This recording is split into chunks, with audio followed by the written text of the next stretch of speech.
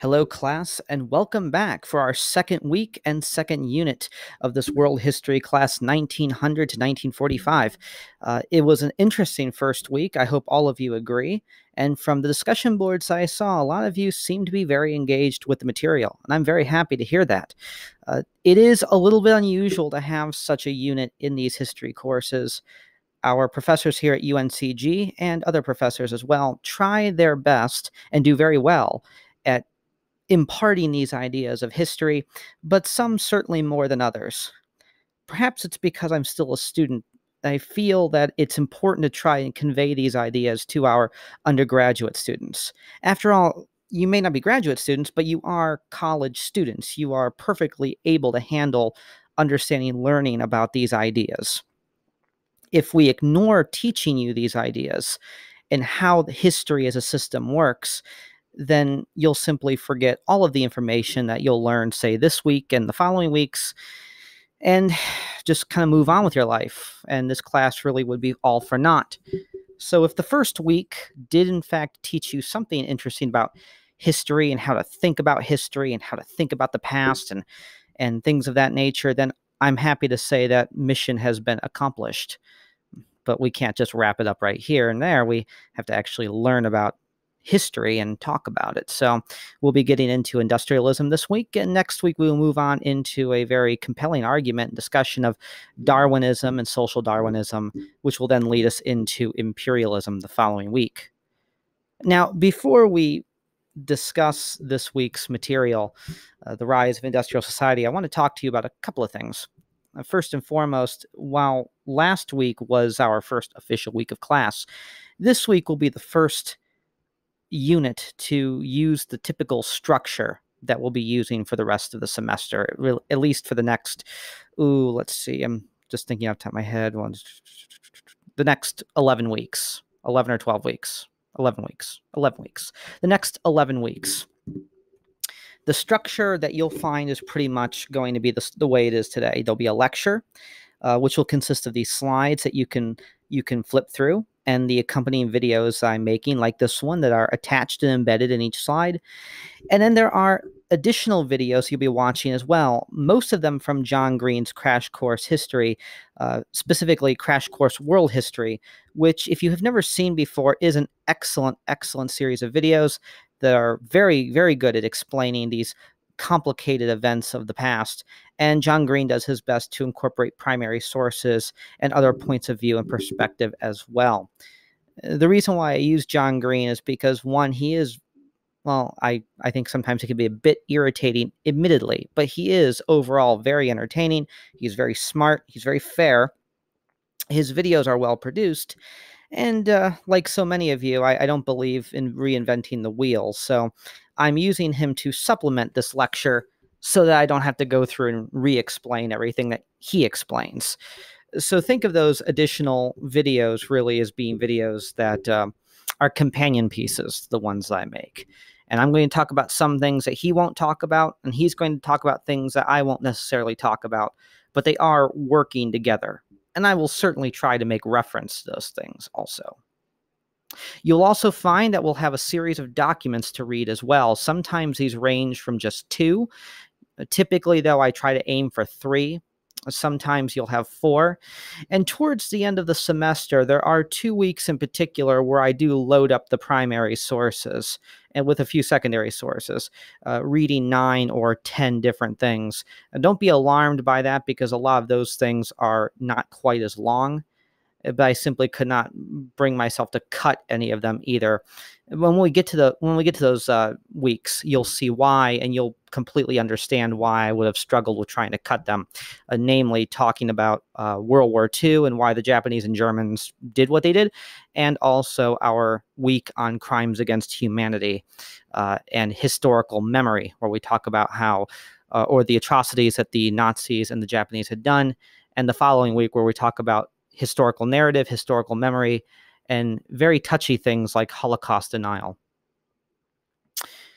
Before we get into the material this week, I want to just talk about some of the comments I saw in the discussion board for this week. And I want to point out that I started out with 4 groups, but I decided to condense those to 2 groups just to further promote conversation and discussion.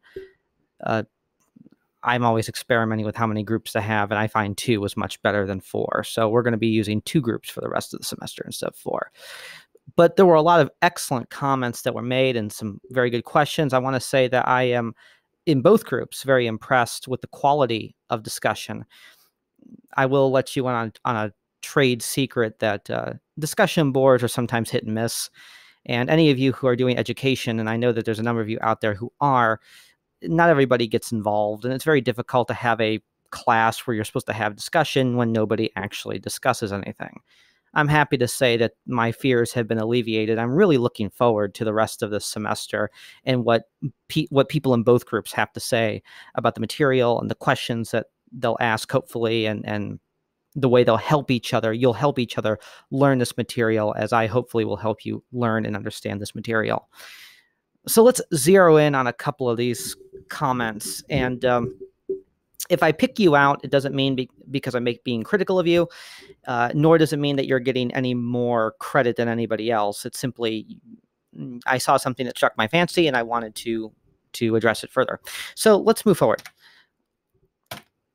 So before we actually get to the comments, one thing that I saw that was common in a lot of them was certainly a lot of, I don't want to quite say bashing, but certainly criticism of the way history had been taught before the collegiate level, or certainly before you took this class. But certainly I saw mostly in high school and junior high school and any other time, dates and facts, people lecturing, just telling you what you needed to know, and then you kind of regurgitating on a test.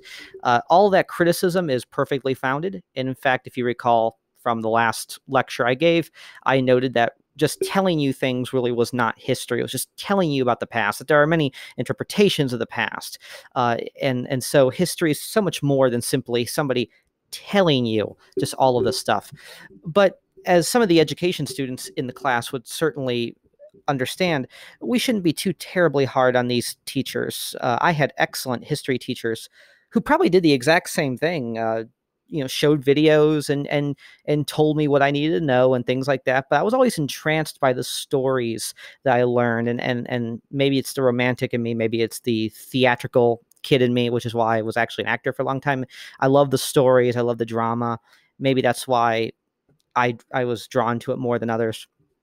But we shouldn't be terribly critical, because while there are poor teachers out there, there's also poor professors. And these teachers are different from professors or graduate students and lecturers like myself, because if you look at the syllabus, you'll note that I have to accomplish certain goals related to general education and certain goals within the history department. And you can go through and look at those. Those are the student learning goals, student learning outcomes, things of that nature. And if you look at them, they're actually rather broad. Like, there's specifics, but it doesn't say how I have to do that. I can do pretty much whatever I want.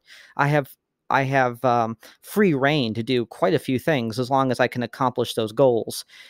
Our friends here in secondary education, such as this gentleman, and the classes that they teach on government and American history and world history, they are really held to standards, to tests, to syllabi that are in the control of administrators as well as in their control too. And there's reasons for that. And so they're on a tighter watch than I am.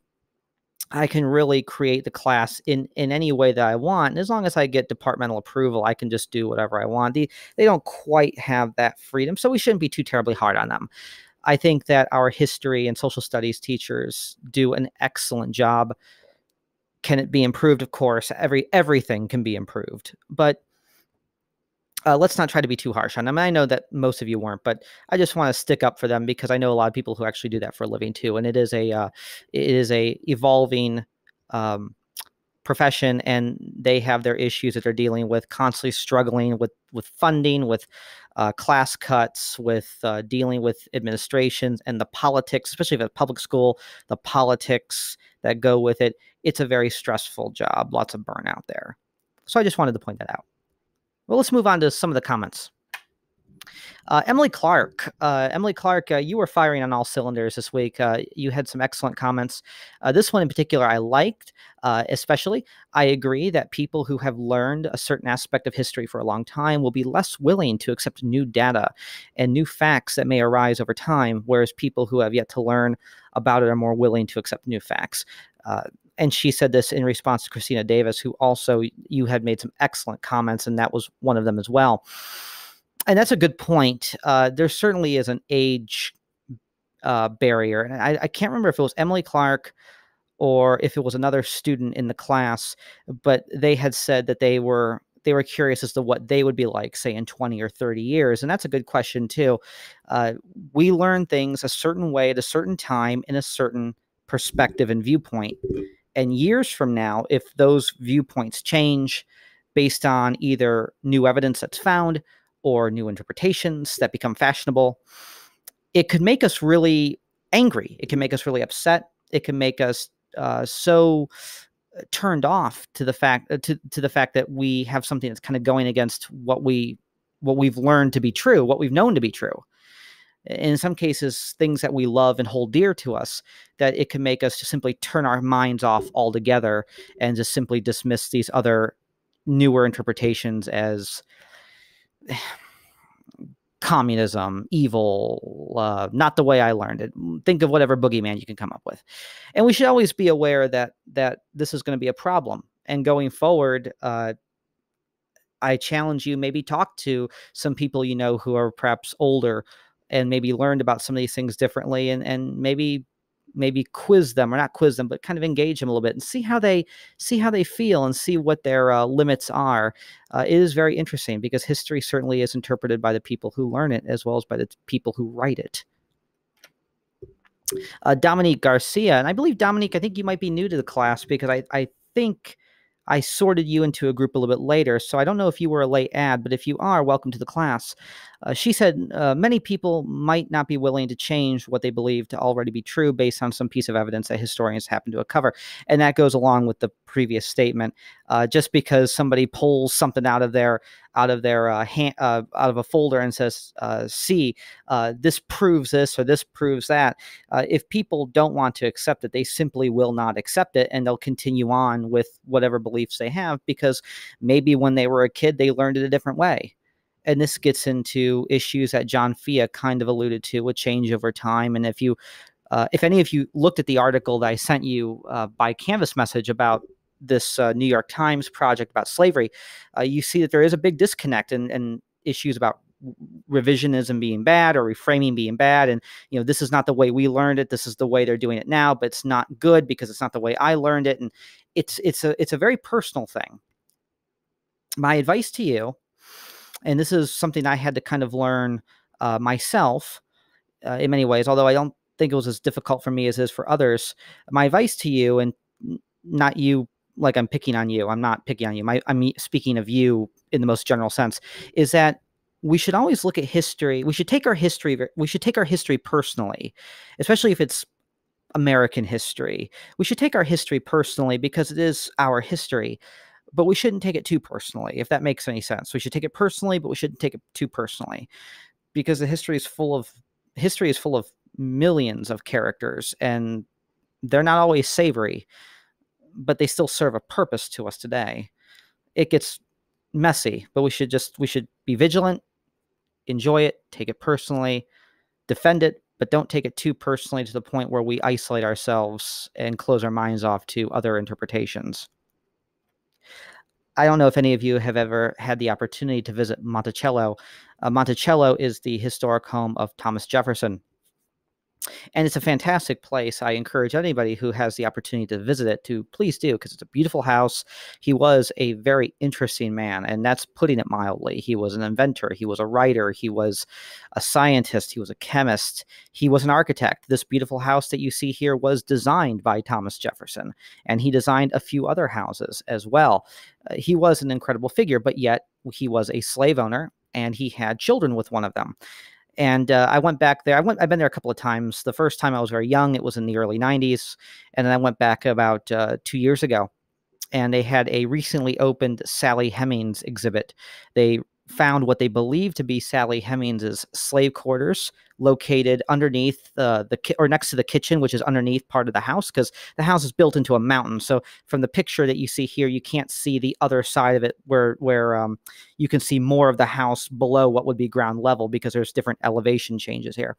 But they found what they believed to be her quarters, and they had a very poignant and haunting and historically thoughtful tribute to her in where she would have lived, based on the historical evidence, and being very brutally honest, but also being acknowledging that there are so many holes and gaps in the information that we can never fully understand the entire story unless new information is discovered. And I remember going through it with my dad and my mom and my niece and nephew, and there was a queue line to go through it. And next to the exhibit, across a pathway, was a recreation of Mulberry Hill. And Mulberry Hill is where Thomas Jefferson's slaves lived. So they had a few slave cabins on display and places where they would have worked and things that they would have done all on display. This stuff was new. It had only been rebuilt in the last 10 years, 10 or 15 years. Before that, if you went to Monticello, say in the 1960s and 1970s, really up until the last 20 years, you wouldn't have found any of that. It really would have just been the house. Well, as I was going through the Sally Hemings exhibit, there were a couple of armed police guards there. And just a few months before, you had the issue in Charlottesville. And so I think there were a lot of people who were concerned that there may be people who were so upset by what they would see that they would freak out. And I know you could hear around the house, around the grounds, that there were people who were older, who were not very happy about what they saw. They thought that the house was not, that Jefferson's name was being disrespected. That the house should have been the focus of the tour, and not any of this other stuff about slaves and Sally Hemings. And then you had people who were just outright in denial about anything that they've learned about her or about slavery at Monticello. Then I heard somebody say something to one of the tour guides that this is not the way I remember learning about history and when he was in high school back in the 50s. And somebody else, I think it was his wife, said that they had been to Monticello before and they were extremely upset by what they had done to it. But then there were other people too, especially people from the Black community, who were much more receptive. And a lot of them had never really been to Monticello before, because other than seeing the house, they didn't really want to go there to experience it. And now they're there. And so it really is a generational thing. There's racial things too. It's a very complicated matter. And this is all part of what makes history complicated. I know I'm kind of droning here, but I just wanted to point these issues out and say that, yes, both of you, all of you are correct in identifying this problem. It's something that we have to deal with all the time. I love Christina Davis made this comment. I find historical artifacts and architecture fascinating, how things used to be. And that's something I didn't really talk about in my lecture. There is an entire discipline in history called public history, museum studies. And these are people who operate museums like Monticello, historic sites, historic houses, people who do living history. They recreate history, everything from how buttons were made to clothing. Maybe they do in reenactments. Maybe they preserve artifacts and restore them. And most of the public typically learns of history through museums and through going to these places like Williamsburg and like historic Monticello, historic Mount Vernon, George Washington's home in Washington, D.C. in Northern Virginia. And this is how they are really exposed and they learn history. Maybe a class field trip is how you saw one of these things. And so that's a very legitimate part of history. And I didn't want to seem like I was ignoring it. So I'm glad that you pointed out that is a good point, that artifacts, architecture is not just historical evidence, but it's also used to recreate the past so that people from the present, like today, can go and try to see how things were like. Here's some people going through and studying a historic neighborhood, I believe, in Britain. So again, public history. Daniel Shore, you had a great comment. I'm paraphrasing because you didn't say it exactly like how I wanted to say it, but I believe it may have been William Frost or William Smith, one of the two Williams, or maybe it was Eric Allen or, oh dear Lord. Anyway, it was somebody, you'll know who you are, made the comment that they didn't see history that way, that it was about traditions and laws, or that's a part of it. And Daniel Shore brought that out. And William or Eric mentioned that as well. And that's a great point, because so much of the time when history is taught, especially in the K through 12 kind of style and structure, they're not just trying to teach you about the past and teach you how to think historically. In fact, many times they're not really trying to teach you how to think historically. They're trying to teach you the facts, and they're also trying to teach you traditions and laws. History is something that is political because it's something that binds us all together. And one could argue that in America, where we are such a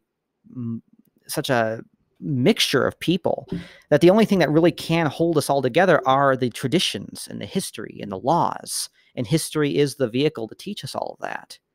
And that's an important part of history. And I don't want to say it's not a legitimate part of history, but I think you may have seen that in the in one of John Fia's videos, or in the link that I sent you through Canvas. And we'll certainly talk about it later on in our final 2 weeks of class. It kind of begs the question, and think about this. And if you want to talk about it in discussion at any time, feel free. But it begs the question of, what is the purpose of history? Is it to remember the past? Is it to learn from the past? Is it to not make the mistakes of the past? Is it to hand down traditions and laws? Is it to promote patriotism? Is it to promote morality? Is it to promote a certain degree of ethics that we approve of in this country? Is American history, for example, I'm going to use American history. Is American history about creating Americans, or is it about other things? And there's a lot of debate about this, and there's a lot of people who see it differently. I have my views of this as well, but since this is a world history course, let's not get into that. World history, of course, is somewhat antithetical, because I can't really create American citizens out of world history. Instead, we're trying to convey what other people saw in the world during these times. Let me give you an interesting example of how I kind of challenge people's perspectives of history. And I know this video has gone on a bit too long, but just indulge me for a little bit. I won't be doing these videos all the time, I can assure you. As we move forward, they'll become probably more and more efficient, because all of us, including myself, will be very busy. So just indulge me on this one, and I will be more brief next time. In my American history classes, very similar to this world history class, and I've done the later world history class as well, 1945 to the present, I ask students things that challenge them at the very beginning. The week on history. What is history? How do you see history? What do historians do? That's certainly part of all these. In my 1945 to the present course, I also ask them, I do a week on the atomic bombing, so we can look at the necessity of the bomb, and we look at how different people saw the bomb, whether they were generals or politicians or administrators, or they were Japanese, or they were Americans, or they were soldiers, or whatever. And they'll shocked by how many different perspectives there are on it, whether or not it was even needed, one or two, or maybe none at all. And in my American classes, I ask them this question. I ask them, just for fun, I give them a list, a multiple choice question. I ask them, what is the oldest capital city in the Americas, in America, right here, North America, right here? What is the oldest capital city? What is the oldest capital city in the United States? Is it Philadelphia? Is it Boston? Is it Washington? Is it Jamestown? Is it Williamsburg? Any say, I just list a whole bunch of them, and inevitably I get a lot of Jamestowns, Williamsburgs, Bostons, Philadelphias, Washington D.C.s, New York City, places like that. And in fact, the answers to that are entirely wrong, because the oldest capital city in this region is Santa Fe, New Mexico. Now you're probably wondering, what the heck's the point? Well, here's the point. Nobody really knows that, because when I say American history, it's so in the minds of people conflated with United States history that they seem to forget that at one time the United States didn't actually exist. And all of this was just the Americas. It was just the northern part of the Americas. And to take that a step further, the English did not come here first. I mean, not even mentioning the indigenous people that lived here. The Spanish got here first, and they landed in places in Central America and in the Caribbean, And in Central America in particular, they marched expeditions all the way up along the West Coast, almost into where Seattle would be today. And one of the major hubs of the church, the Roman Catholic Church, the Spanish government, which at the time were almost one and the same, and military power in the country, or in what would become the United States in North America, was Santa Fe, New Mexico. And the reason why I do that is because, like this past week, how it's sort of supposed to jar you from that conventional way of looking at history, I want to jar them with that conventional way of looking at American history or United States history, that it wasn't a bunch of Europeans who got on a boat in England and then came here one by one hitting these colonies on the East Coast, that in fact there were people who started, there were Europeans that started colonies here in the West. They connected down through Central America and into the Caribbean. Then you had the French that kind of came in for the North. Then the English started coming over, and all of these different people and these different powers competing with one another. And eventually, out of all of that chaos, you have the United States kind of breaking away and forming its own thing. And then it begins to move westward. There is something called Eastern centrism. We look at American history as being starting on the East Coast and going to the West Coast.